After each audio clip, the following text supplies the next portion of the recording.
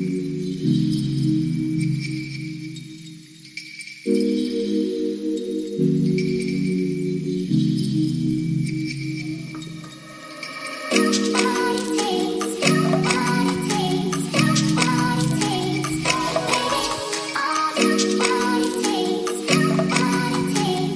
Friends, welcome back to our channel. నేను మీ సునీతని. ఈరోజు వచ్చేసి బిస్కెట్స్తో కేక్ అనేది చూపించబోతున్నానండి. ఇప్పుడైతే ఓరియో బిస్కెట్స్ అనేది తీసుకున్నాను.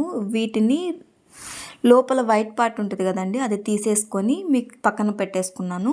ఇప్పుడైతే మనం మిక్సీ పట్టేసుకొని పౌడర్ చేసుకున్నాము. ఇది వచ్చేసి ఒక బౌల్లో తీసేసుకొని కొంచెము బేకింగ్ పౌడర్ వేసుకొని ఒక హాఫ్ స్పూన్ వేసుకొని కలిపేసుకున్నాను. ఇప్పుడు ఒక కప్పు మిల్క్ తీసుకున్నాను. కాచి చల్లార్చిన మిల్క్ తీసుకొని ఇందులో కలుపుకుంటున్నాను. ఇది ఒకటే కట్ అండ్ ఫోల్డ్ మెథడ్లో మనము దీని అనేది కలుపుకోవాలండి. కేక్ బ్యాటర్ని అనేది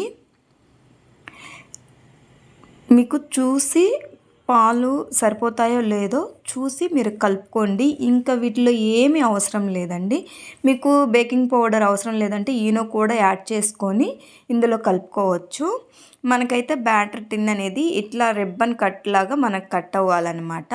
ఇప్పుడైతే మనము బేకింగ్ ఉంటుంది కదా, దాంట్లో ఆయిల్ అప్లై చేసి మీ దగ్గర మైదా పిండి కానీ లేదంటే గోధుమ పిండి వేసి ఇట్లా వేసేసుకొని దాంట్లో ట్యాప్ చేసుకొని ముందే ఫ్రీ హీట్ చేసి పెట్టుకున్న దాంట్లో మనం ఇది పెట్టేసుకొని ఒక 35 ఆర్ 40 మినిట్స్ అనేది పడుతుంది బేక్ అవ్వడానికి. నాకు ఆల్మోస్ట్ చూడండి, మనము పుల్ల తీసుకుంటే అది ఇట్లా అంటుకోకుండా వచ్చింది. ఇప్పుడైతే మనము చల్లారిన తర్వాత దీన్ని ఇట్లా ట్రాన్స్ఫర్ చేసేసుకొని మనం తీసేసుకున్నాము అని అంటే మనకి కేక్ అనేది రెడీ అయిపోతుంది. దీని మీద మీకు ఇష్టమైతే చాక్లెట్ గనాస్ ఉంది కదా, అది అప్లై చేసేసుకొని దాని మీద చాక్లెట్ చాప్ చేసుకున్నది దాని మీద డెకరేషన్ కోసం చేసేసుకున్నాము అని అంటే చాలా ఈజీగా చాలా బాగవుతుంది. మీ పిల్లలు స్కూల్ నుంచి వచ్చేసరికి ఇలా చేసి పెట్టారంటే చాలా ఇష్టంగా తింటారు. పిల్లలైతే చాక్లెట్ కేక్ అనేది చాలా ఇష్టపడతారు కదా.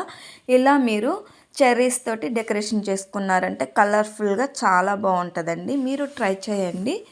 ఈ వీడియో నచ్చితే లైక్ చేయండి, షేర్ చేయండి, సబ్స్క్రైబ్ చేసుకోండి. అలాగే మీ ఫ్రెండ్స్కి, మీ ఫ్యామిలీ మెంబర్స్కి షేర్ చేయండి. ఇంకొక మంచి వీడియోతో మీ ముందు ఉంటాను. బాయ్.